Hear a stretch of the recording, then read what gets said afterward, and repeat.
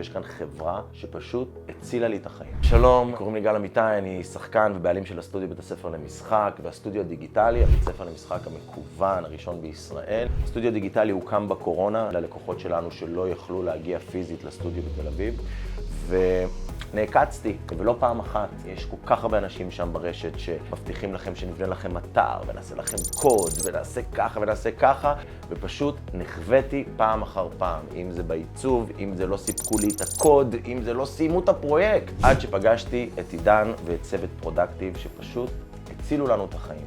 הם עזרו לנו להקים את הממשק שחלמנו עליו, את העיצוב, את הפיתוח, חוויית המשתמש, ה-UX, UI, והם איתנו יחד.